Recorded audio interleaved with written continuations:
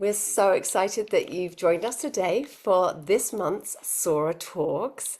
For those of you that are not part of the Sora community, my name is Rachel Reed and I'm the Family Relationships Manager here. And while we wait for a few more people to come through the Zoom room doors, I just want you to pop into the chat your name, where you're based, and did you see the Northern Lights? Did you see the Northern Lights? Because I did not. The one evening that my neighbors did see them, I'm in the foothills of the Sierra Nevadas here. I was in bed asleep because I've been ill. So it made me sad, but a lot of our community has been showing some really beautiful pictures of the dancing lights, and I've been living vicariously through everyone. It's really good to see you all tonight. Pop in your name in the chat, whether you're a current or a parent, if you're from somewhere else. Jen, saw some air pollution. You're funny. Reading the chat, it's good. Oh, yes. You in Seattle, but normally in Switzerland. Interesting. So for those of you that are not Sora parents, Sora Schools is an online middle and high school working to equip students with essential skills for the future. And then at Sora, we recognize the profound impact that parenting on children have and have on their development. And so as educators, we are deeply invested and we deeply care about the well-being, not just of our students, but also our parents. And so tonight is going to be one of my favorite topics for parents and for students as you're coming into your finals right now, is basically how do we see and what is our relationship like with self-care.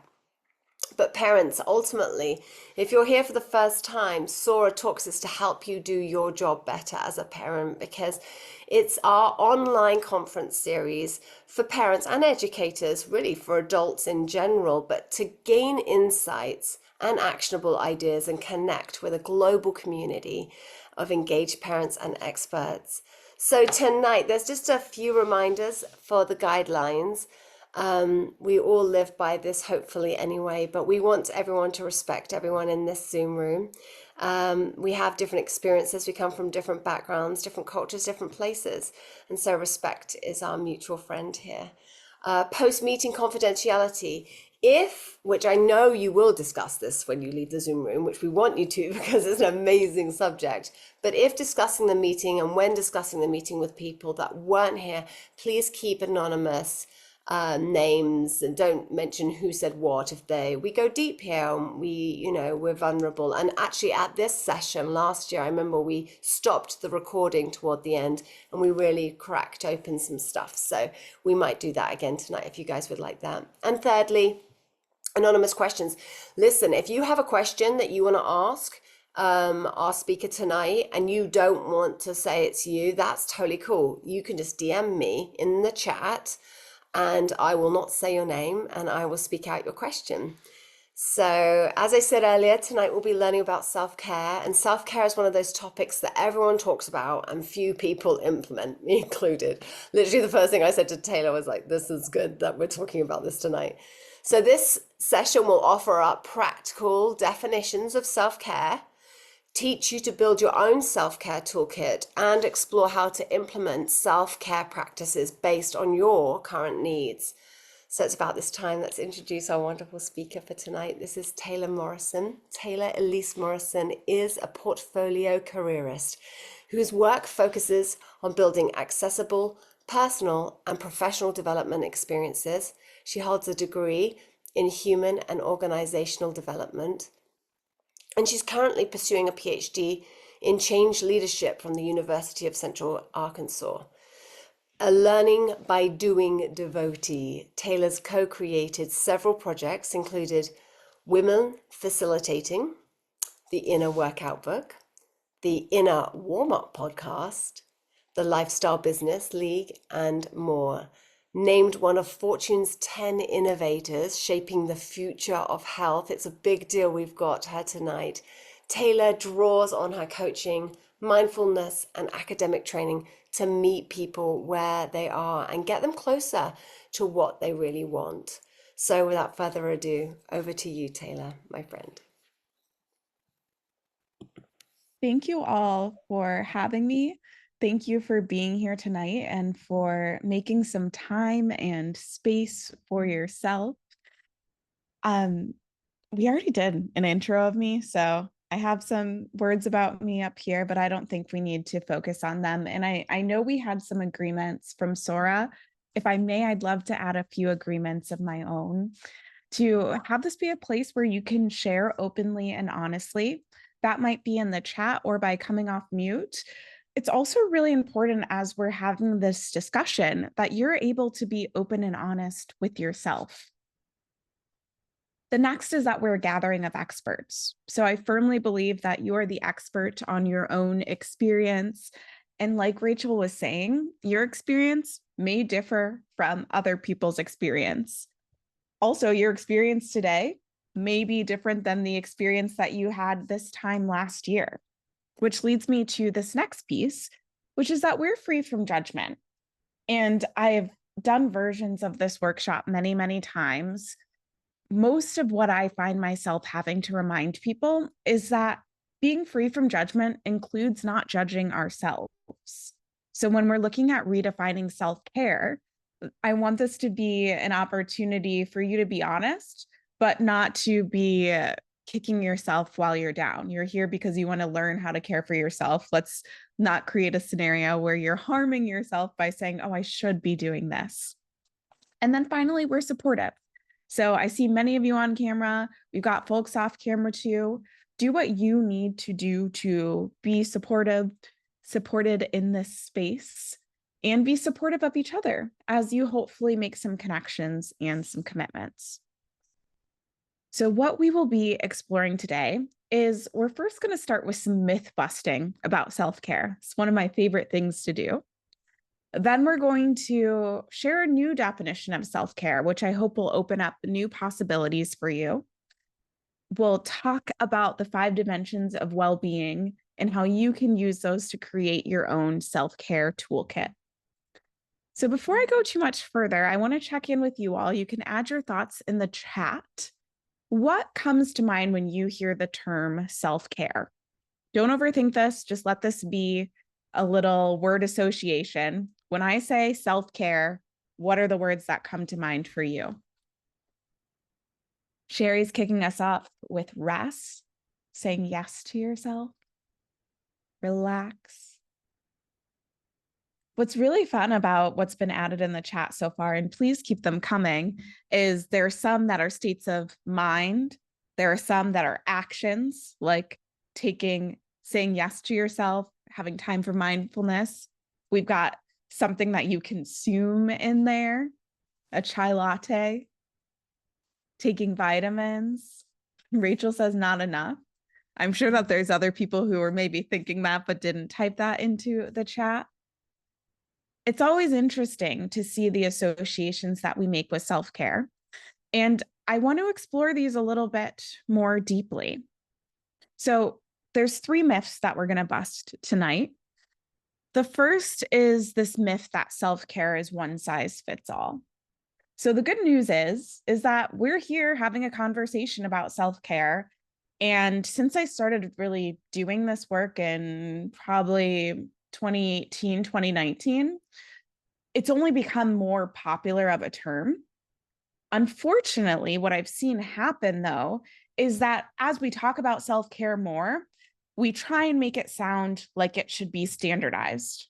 So what I need as a person in Chicago who's doing a PhD program and who has a dog who's had all kinds of needs this year is going to be different than you in another part of the world, another part of the country, with kids of different ages, with other things that you have going on in your personal and professional life. I often think of my sister who has 4 kids. And even though she only lives a few miles away from me, her needs are really different for self-care. I also think about it personally. As someone who lives in a place with a lot of seasons, even sometimes in one day, I was talking with Jane before, this past Sunday in Chicago. It was snowing in the beginning of the day, and then all of a sudden it was sunny again. It was very strange. And what I need when it's sunny and 80 degrees outside is different than what I need when it is 20 below with the wind chill. So self-care is not one size fits all, despite all of the Instagram and TikTok ads that tell you if you just have this thing, if anyone buys this thing, this is the magic key for you. Only you can figure out exactly what you need. So the truth is that self-care is as dynamic as we are. Our approaches to self-care can and should change as we change, as people, as our context changes, like I was mentioning, as our kids grow up and have different needs, which shifts our schedules, as well as just what's happening in the world around us. So self-care is not something that you set and forget. Self-care can and should be changing. And if it's changing, I want you to think of that as a good thing, that you are responding to your needs rather than being like, okay, something's wrong because this isn't working for me anymore. The next myth is that self-care is time intensive. So there are recommended times for all types of self-care practices. But unfortunately, what I see happening is people say, well, I should do this for 30 minutes. I should do 3 pages of morning page journaling. I should run for, I don't know, 5 times around the block, whatever that is for you. And when we don't have that set amount of time, instead of saying, what can I do with the time that we have? We often say, okay, I'm just going to skip it. I can't do the 30 minutes, so I'm not going to do anything at all. The truth that I want you to even take a 1-degree turn towards tonight is that time spent does not equal care experienced. So just because you spend 30 minutes on something doesn't mean that you're not going to get something out of doing 3 minutes of a similar activity. What I see happen when I'm working with people one-on-one, when I'm having conversations and workshops like this, is that we get into all or nothing thinking. We say, it can either be that I do the 3 pages or I'm not going to journal at all. It can either be that I do a full yoga class or I'm not going to stretch at all today. And there's a lot of space between those things. There are a lot of opportunities to care for ourselves that are between these two extremes. But unfortunately, when we think that self-care has to take a lot of time or can only look a certain way, we miss out on that. And then the last piece is that self-care does not have to be expensive. As I was saying before, now that we are talking about self-care more, there are all of these things related to self-care that are packaged and sold to us that can make it feel, especially in times like this, that self-care is just not in our budget anymore. But self-care does not have to be expensive.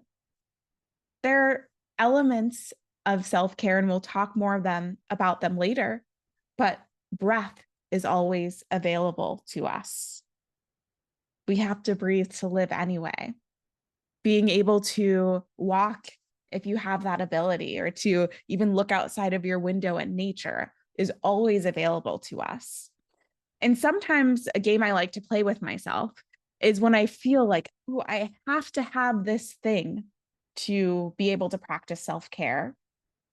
I'll interrogate that a little bit and say, okay, what do you think that thing is going to give me? What do I think that new yoga mat is going to give me? Maybe it's just that I think it's going to have me practice yoga more. And there are free yoga videos on YouTube. Or if you're saying, oh, I have to buy this like fancy journal, maybe there's a desire to write or even to speak to someone and have your thoughts be heard. So if you feel strongly, oh, I have to have this thing, see if you can get at what's underneath it. And likely there's a way to give yourself some version of that for free. So I just went briefly over a few myths. Self-care is one size fits all. It's time intensive and it's expensive. Which is the one that feels top of mind for you right now? You can add it into the chat. I think for me, it's been the time intensive. I really had to work with myself to get out of the all or nothing, because there are things that I'd like to do in the morning. And if I feel like I woke up too late or I don't have the energy, I just don't do it, unfortunately. So it seems like the time intensive all or nothing is really resonating. So we're only 17 minutes in. And if nothing else, I hope you really challenge that. I hope you challenge, oh, I only have a minute right now. What can I do with this minute that would be supportive? And there are a lot of minutes in a day and even more minutes in a week. Imagine if you used those micro moments of care. So I've been talking at you a little bit about self-care. I want to share a little bit about my story and really give a little bit of a confession, because when I have a big part of my job being talking to people about self-care, there's this assumption that I have it all figured out, that I just wake up at 3:45 a.m. and I meditate for an hour and a half a day and I'm always perfectly calm. And I actually came to this work because I need it. I am naturally pretty bad at self-care and I'm actively working on it all the time. It's one of the reasons why I'm grateful I get to do this work. I was telling Rachel and Jen at the beginning, Jane at the beginning, that it always happens that I'm doing these things when I need these reminders. So please know that I'm speaking as much to myself tonight as I'm speaking to you. And my journey to this work started with a bath. I had this one Sunday night where I was trying to plan my week. And I had my cute planner and I had my laptop and I had this mental list of everything that I needed to do. And I was determined to be organized and to get it all figured out. But it only took a few minutes before I realized I'm not planning anything right now. I am panicking because I don't know how all of this is going to fit into a week. And me sitting here looking at my planner and then kind of putting my hands on the keyboard of my laptop, but not actually typing anything, was not helping my situation. So I did something that was really out of character for me. I closed my laptop, I set it aside and said, you know what? I'm going to come back to this Monday morning. And instead, I'm going to take a bath. And this is actually a photo of my actual bathtub and one of my favorite mugs and candles. And I took a bath. I unplugged. And it felt so good that I started doing it every Sunday.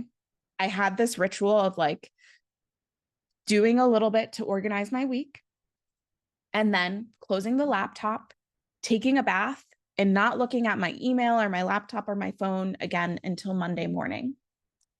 And the longer I started to do that, the more I realized I wanted to be able to have that Sunday night bath feeling, but I wanted to be able to access it on a Tuesday morning or on a Thursday afternoon. And as I did that, I realized I don't need a portable bathtub to carry with me. What I'm appreciating about this ritual is that I'm caring for myself. And it was through this practice that I started really exploring what self-care looks and feels like. And so that's what we're going to talk about. This is my invitation for you to redefine self-care outside of something that feels like you have to do a set regimen, or that you have to buy a million things, or that your approach to self-care has to look exactly like your neighbor or your friend. The definition of self-care that I use is that self-care is listening within and responding in the most loving way possible. It's listening within and responding in the most loving way possible. And when I started viewing self-care this way, I realized that it was an ongoing conversation I was having with myself. It wasn't an item at the bottom of my to-do list. It was me checking in with myself in the morning, in between meetings, as I'm standing in line at the grocery store to see what I need and how I could give that to myself using the time and the resources available to me. So I want to offer the conversation back to you. What changes when we start to view self-care as a conversation rather than as an obligation or a list of things that we're meant to do? I'll give you a moment to add your thoughts in the chat. I know you can type faster than I can talk. What shifts when we view self-care as an ongoing conversation with ourselves?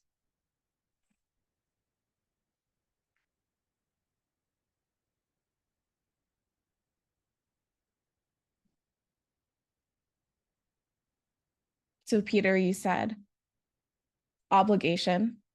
I'm hoping that means you're getting out of it being an obligation, but perhaps it could feel like, okay, if I'm always listening and responding, maybe it's something I have to do.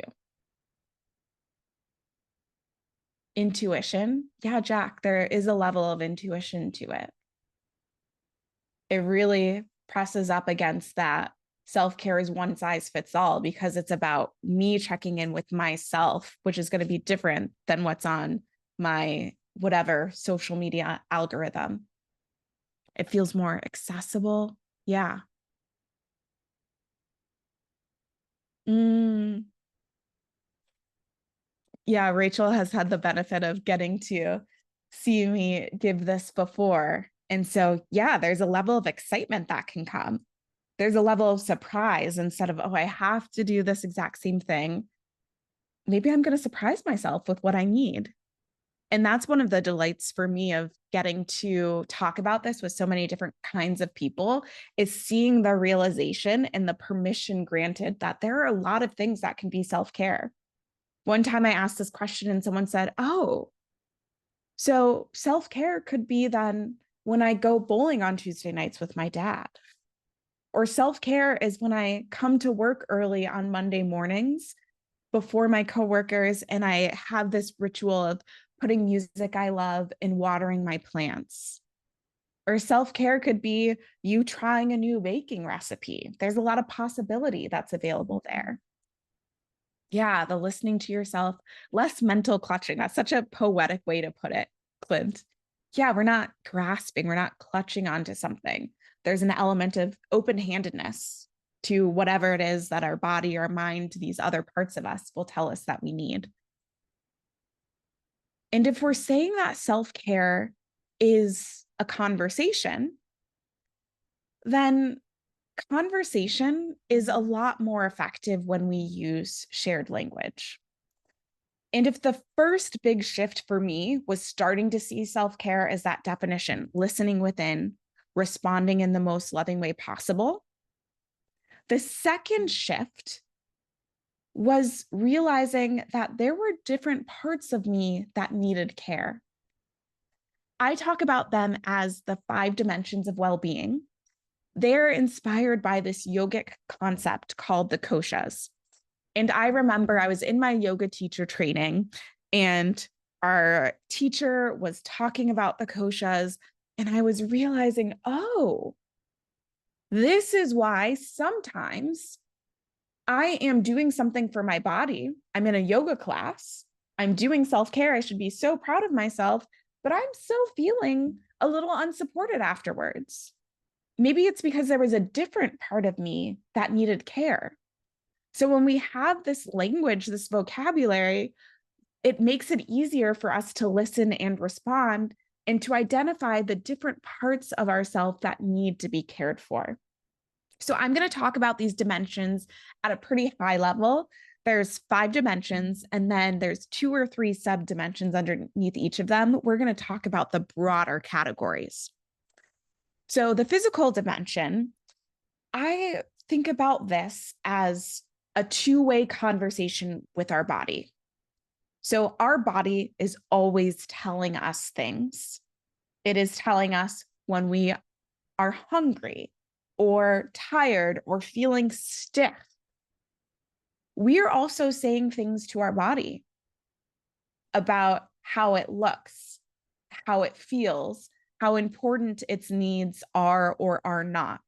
An example of this is so many times we can feel that we're hungry or we need to go to the bathroom. And we say, you know what, but I have to get one more thing done and then I can go. Then I can do this thing, as if we don't want to listen to what it is that our body is really trying to tell us. And so when I think about physical, it's not just about me saying, again, it's not one size fits all. So I can't say, you need to move your body in this certain way, or you need to eat these certain foods. But instead, it is this understanding of what feels good and supportive for you, what foods energize you, what foods make you feel sluggish. And then also being so mindful of the conversation that you're having with yourself, especially when you are a parent and you are modeling through your relationship with your body how you do or do not listen to it, the relationship that your children think is normal or appropriate to have with their body. So the physical dimension is really an invitation to realize all the ways your body is already speaking to you and to practice honoring it. Because, like I said, our body is often talking to us. But if we are in the habit of, okay, I'm hungry, but I'm ignoring it. I need to go to the bathroom, but I'm ignoring it. I'm stiff, but I'm ignoring it. Over time, the volume is going to get quieter and quieter. It's going to get harder and harder for us to hear it until our body starts screaming, because it's like, okay, well, you didn't hear me. And then that's how we end up in the hospital or in bed with a migraine. So that's our first dimension. The second is the energetic dimension. And there's two parts of it. So the first is your breath. In yoga, we talk about breath as prana, life force energy. Truly, if you're not breathing, you're not living, if you don't breathe for a long enough time. And so the way that we breathe, beyond it being what keeps the oxygen moving throughout our body, it also can support or get in the way of our well-being. So often we don't even realize it. So many of us, especially those of us socialized as women, might breathe in a way where we don't want to let our belly expand, even though the diaphragm is what is meant and designed for us to support our breathing. And so what happens is we end up breathing into our chest without realizing it. And so when I'll ask people to take a deep breath and they put that's a good indication that you're breathing into your chest, and you do that for a long enough time, you can simulate hyperventilation. And so even though you're not telling your body, hey, we're stressed and we're anxious, the way that you're breathing is indicating that there's something wrong and you should be worried. Versus when you are using all of the functionality, your diaphragm and all of those good supportive muscles in your body to breathe, really filling up your lungs, that's a way to promote well-being and engage your parasympathetic nervous system. The other element of energy is just thinking about how energy flows in your daily life. This can sound really abstract, but we all have had this experience where we get off of a call with someone and we're just so energized. We feel like we could run a marathon. They make us think anything is possible. I hope for you, those of you who are Sora parents, you experience that pretty regularly as you are engaging in this ecosystem. We also have had the experiences where you get off the phone with someone and you feel like you got hit by a truck. It takes all of your energy away. And the goal is not for us to only ever do things that are energizing to us. That is not the world that we live in. But we do want to be mindful of what's the balance here. If I'm having to do that thing that drains me, for me, that normally includes some type of Excel spreadsheet, then how am I making sure that I'm replenishing that energy? That's what we're thinking about with this energetic dimension. Then we have the mental and emotional dimension, which is about what is coming into our brain and then what is flowing out of our brain. The foundation of this is actually sleep.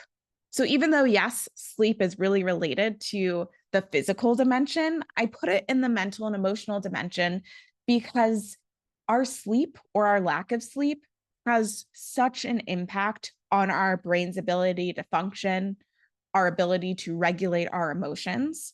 So baseline sleep, very important. Being able to know how much sleep you need to support your sleep processes, all of that is going to make it so much easier for you to use your brain. Also in this dimension, we're thinking about the ways that we are using what we are putting into our brain and how we're challenging it. If we're thinking about our brain as a muscle, what are the things that we're doing to stretch our brain so that we can grow? And I think Sora just does such a good job for doing this with the students. I'm also really mindful. We're in mid-November, what I put into my brain. I'm a pretty sensitive person.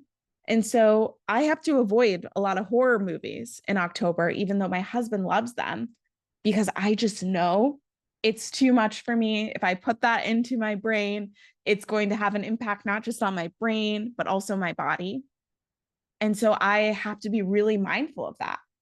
For other people, it might be something else, but that sensitivity of how am I stretching my brain, but also how am I being mindful of what I'm feeding it. The next dimension is the wisdom dimension.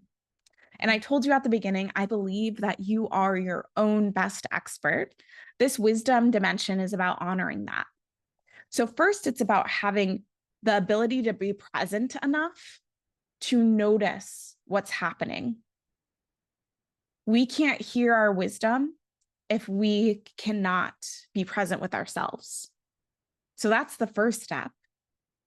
Then it's being able to hear, okay, what is happening? What is it that my inner wisdom is telling me that I want or that I need in this moment? And then the final step is then to act on it. That's a way that we build trust with ourselves, is when a part of us is saying, I'm really craving being more creative, or I'm really looking for deeper connections in my community. Our inner wisdom is telling us that. And when we say, okay, I hear you, I'm going to join this book club, or I'm going to start doodling a couple minutes a day, we build that trust, and it makes it easier over time for us to hear our inner wisdom. And then the last piece is bliss. And bliss is not about disconnection. It's not about the feeling of floating outside of your body in a massage.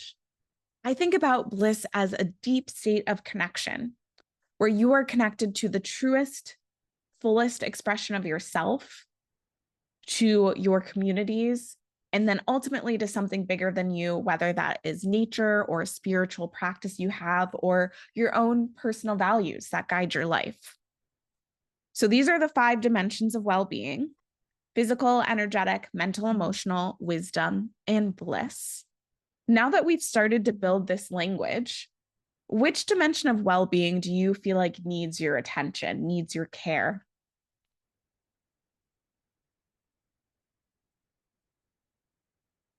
For me right now, I think it's mental and emotional. I have not been doing great at sleep this week.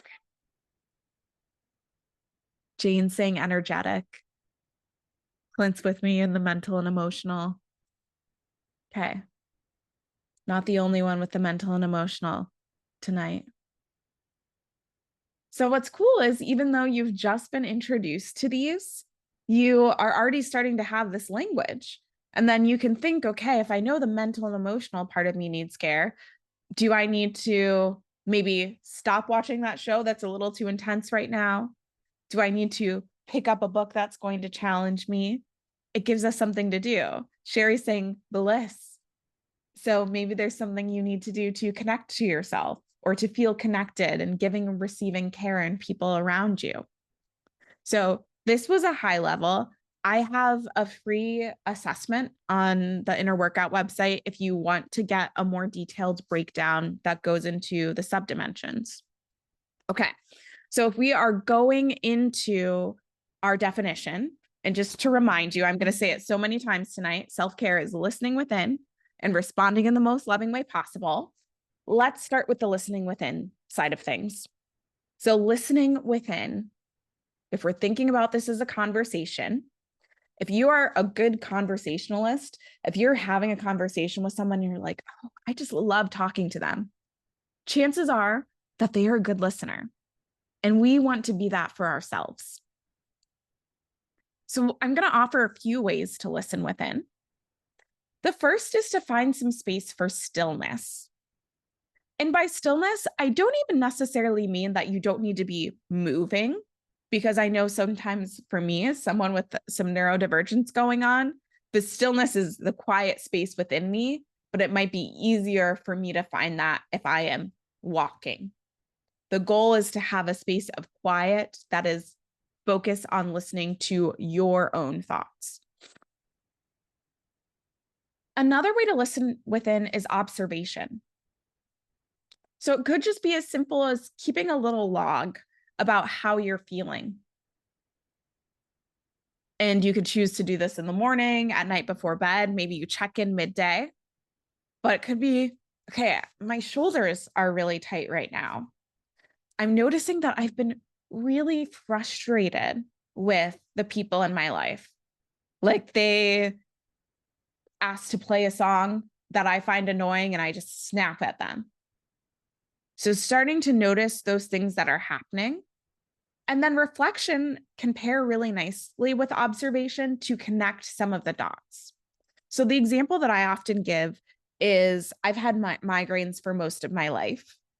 And when I had migraines, my first ones as a kid, my mom didn't even realize she was teaching me this lesson, but she said, okay, we're going to start writing down every time you have a migraine. Let's think about what happened. What did you eat? How much sleep did you get? What was the weather like? We're going to put down everything that we can remember. And then over time, as we reflected, I started realizing, okay, I tend to get a migraine when at least two of these things happen. Two of these three things happened.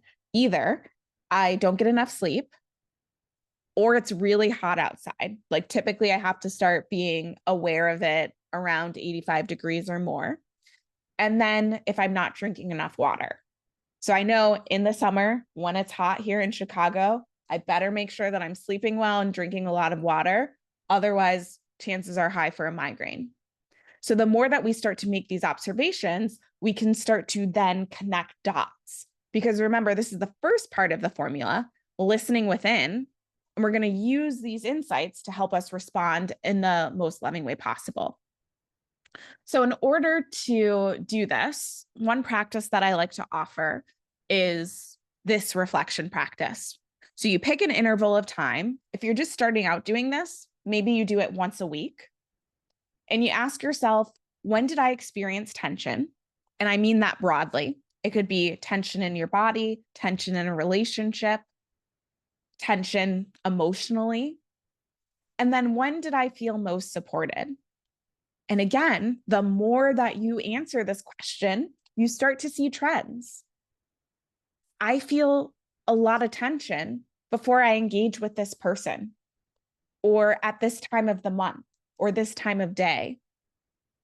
Or you might realize, oh, I feel really supported after doing this activity that normally I only do once in a blue moon. What might happen if I intentionally do this every day or every week? So it gives you data to work with. So we have these three ways that we can be listening within: stillness, observation, and reflection. And I just want to remind you all, because so many of us talked about this idea of time spent being a point of contention with us in our self-care.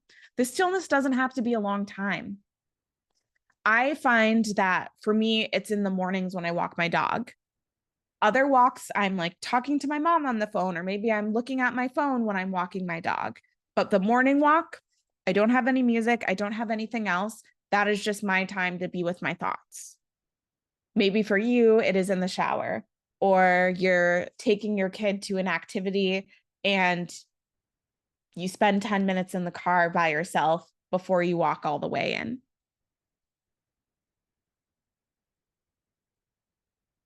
So perfect. And then I want to bring it over to you. What makes it difficult for you to listen within?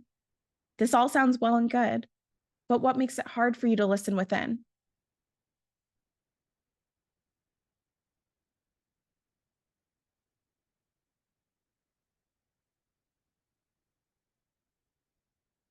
And I'll give you a chance to put it in the chat.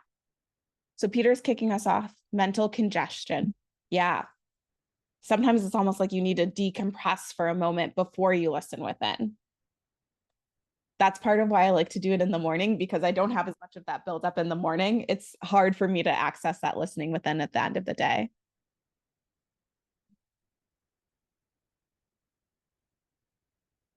Seems focused too much on the self. Ah, that's a challenge I hear a lot with parents. And I always like to, in one-on-one conversations, like push that a little further, because so often with parents, it's like, is that the example that we want to set for our kids? Because I would guess that you all want to raise kids who are curious about the world and their communities, but not at the expense of their own well-being.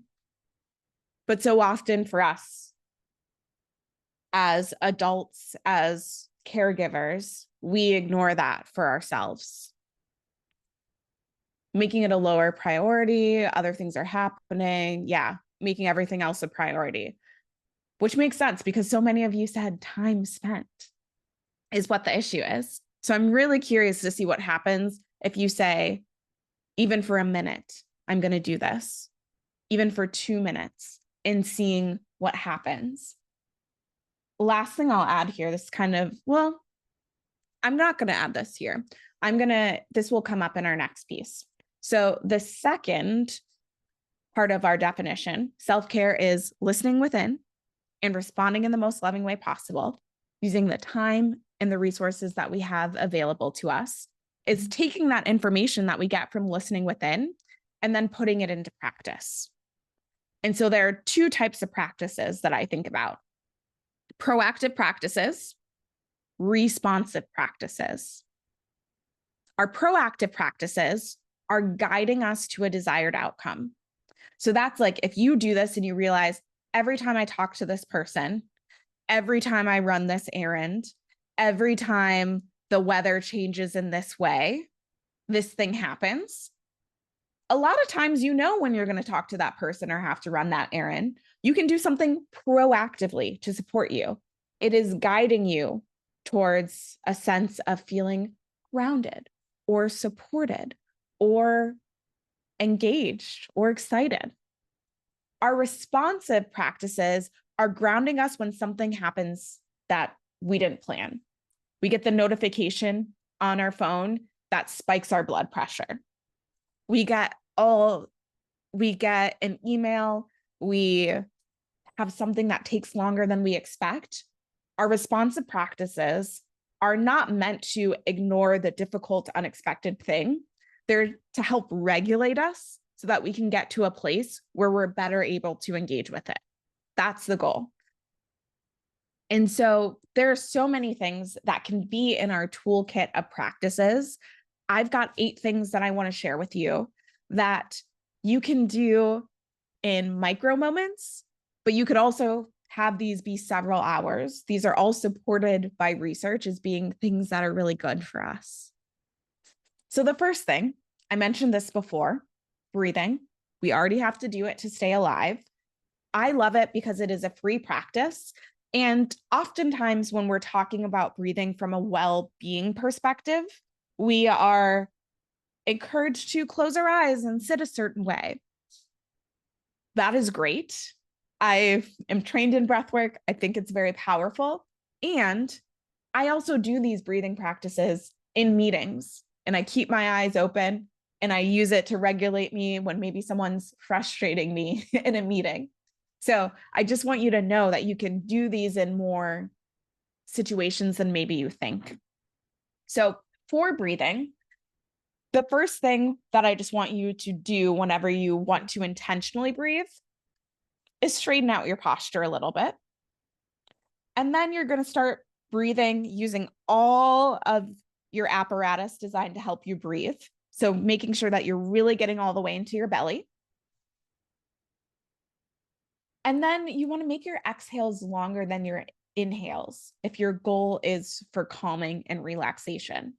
When we make our exhales longer than our inhales, we're turning on our parasympathetic nervous system. Sometimes people talk about this as our rest and digest system, like the opposite of our fight and flight system. And so without any words, we're telling ourselves, we're okay, we're safe, we're all right. And I'll offer just another specific practice that I gained from one of my meditation teachers, Dr. Itza Ivan, which is just a 1-minute practice that engages some breathing as well as some mindfulness. And similar to what I said, you spend 20 seconds straightening out your posture. You spend 20 seconds drawing your attention to your breath. And then you spend 20 seconds doing a body scan. I personally like to go from my toes up to my head.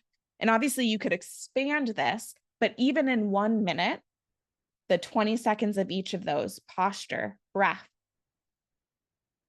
doing a body scan, can go a long way to bringing you back in the present moment and to build your awareness of how you might respond. The next is to talk to someone, to phone a friend or a loved one.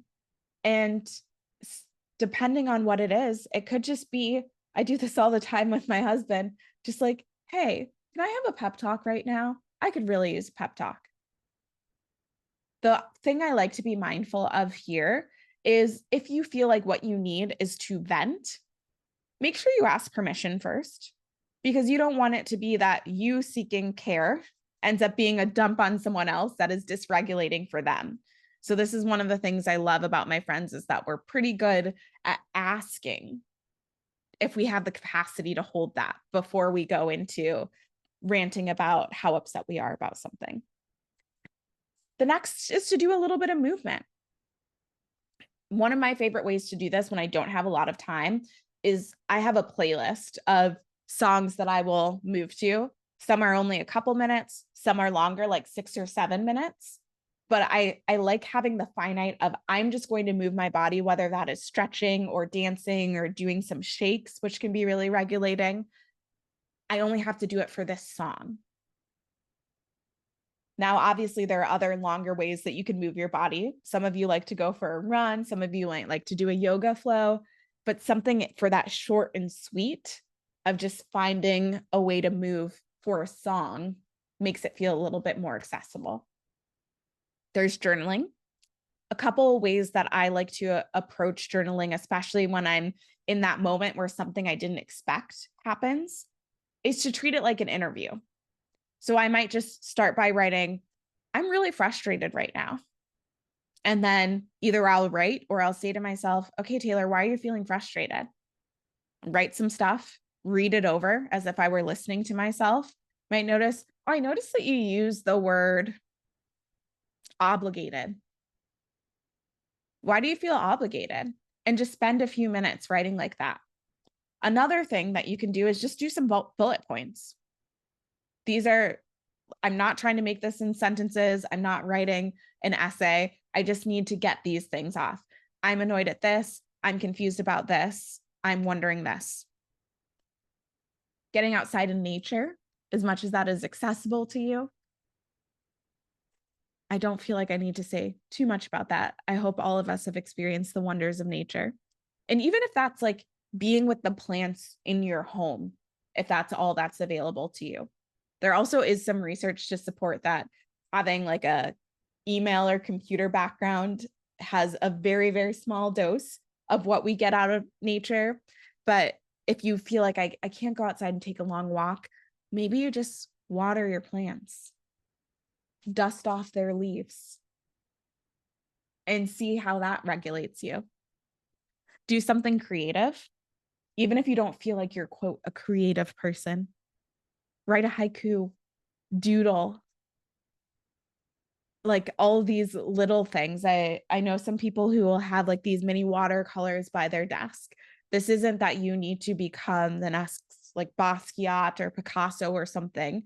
This is just an opportunity, especially when you're feeling really in the moment, caught up in a lot of emotion, to just give you another place to channel your energy so that you can better engage with what is dysregulating you. Gratitude. I like to sometimes just set a timer for a minute and think of as many things as I can that I'm grateful for. Or sometimes I'll do a gratitude tour of my house and just be like, I'm so grateful for this piece of art that I got on this trip. I was just doing this last night, actually. The record player that we have was a wedding gift. And I was really grateful for the record player, but I was also really grateful for the friends who gave it to us. And then if you have a furry, feathery, scaly friend, spending some time with them, not multitasking. Because sometimes you're like, you're petting your dog's head, but you're also scrolling on your phone. Be with this creature that is obsessed with you and thinks you are the coolest person in the world, and see what that does for your energy and your sense of well being. So, these are just some ideas of things that you could put in your self care toolkit. One of my clients has this listed out, and she has her list called Break in Case of Emergency. It can be really nice to actually have this list somewhere, because if you are in this place where things are heightened, you might not have the access to be able to think, oh, I will feel better if I take a walk or write a haiku. So if you start listing out the things that feel good for you in the moment, put it in your phone or someplace where you can easily see it. It's one way that present you can support future you. So I want to throw it out to the rest of you. This is by no means a comprehensive list of what could be in your self-care toolkit. So what are some of the things that you all have in your self-care toolkit?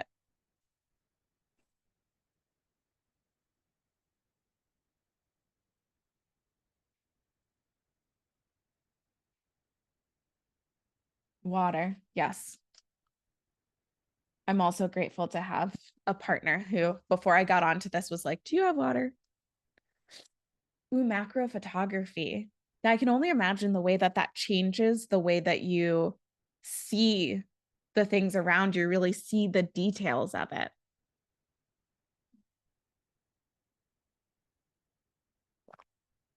I've been doing a lot more painting. Oh, getting in the wood shop, meditation, and going to the gym. Yeah.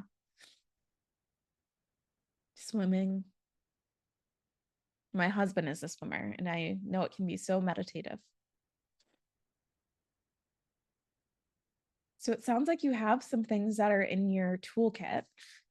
And what I want to offer to you is that this is an ongoing conversation, like we said. So it might happen that you listen within and you respond in the most loving way possible. And for a while, it keeps saying, go swimming, go to the wood shop, do use these machines at the gym. And then there may be a moment where all of a sudden that doesn't feel as supportive. And like I said at the beginning, we don't want to see this as something that is wrong or bad with us. This is a celebration that we are so attuned to our needs that we're realizing something's a little bit off right now. And we want to think about how we can be supporting ourselves in this moment, this version of ourselves. And sometimes it's just the smallest tweak. It's not like you have to completely throw away the activity. You're just realizing, oh, maybe I want to do it. I want to switch. I'm picking on whoever said swimming, but maybe it's like I always do freestyle. And actually, this time around, I want to do some butterfly, even though I don't know why you would want to do that. Butterfly is so hard. Um, but those little things, maybe it's not the swimming that's off, it's how you're doing it that could use a little bit of a switch up. So we only have a few minutes left of our time together. I want to hold some space for questions. And as a reminder, if you have a question that you would like to be anonymous, message it to Rachel, and then she can share it, and it will only stay between you that you asked it.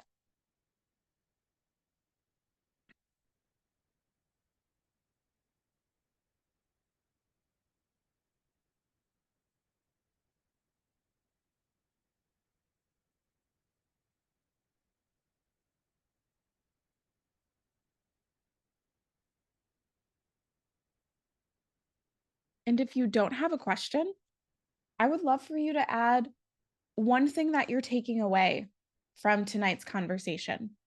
It could be anything. It could be something I said, something that one of your fellow attendees put in the chat. But what are you taking with you?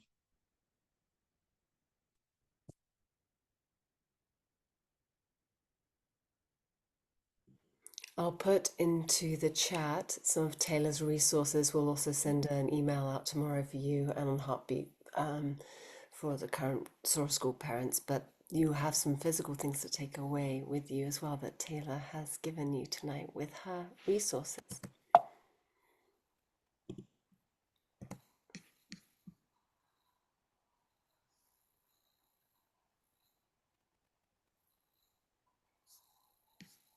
Mm, yeah. If you are not already, I'm looking over here because I have a handout. If you're not already aware, Lucia, of Deb Dana's work on polyvagal theory, that might be something interesting to look into. And it's also very normal. There's a TED talk by Kelly McGonigal, and she talks about how fundamentally, like when we are feeling fearful or we are feeling excited, it is the same thing. So the fact that your nervous system isn't confusing them makes sense because they are essentially the same responses. But I think you might find some of the polyvagal theory stuff. I actually worked with this. This is my ladder that I did with my therapist. And we mapped how I feel in each state. So I could start to notice even some of the distinctions. And what was interesting, similar to what you shared, was that in the fight or flight, especially, I feel similar to when I am like really excited before I got on here tonight versus when I'm really anxious about a decision that I had to make. But there are some subtle distinctions for myself, at least. Um, Ooh, you ordered a pulsetta. Oh, cool. We have No hierarchy of the five. They're equal.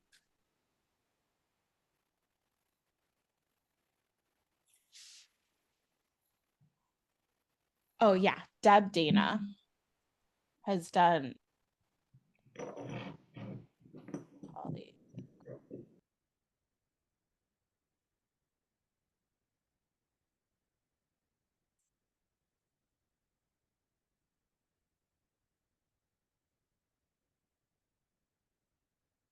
And also, it's funny. I feel like I'm an advertiser for Kelly McGonigal's TED Talk. I will put that in the chat too, just because it is interesting in the way that it talks about how those things can feel really similar. There's that TED Talk. Do you know, Taylor, whenever you come, you always bring a lot of peace with you. I sensed that the first time I met you, but even as you speak, even the space that you create, speaking of energetic kind of safety, you really do create a real sacred and safe space. And at that, what I'm going to do is just turn off the recording for those that are watching the recording. Thank you so much for joining us after in the aftermath of it all. But we're going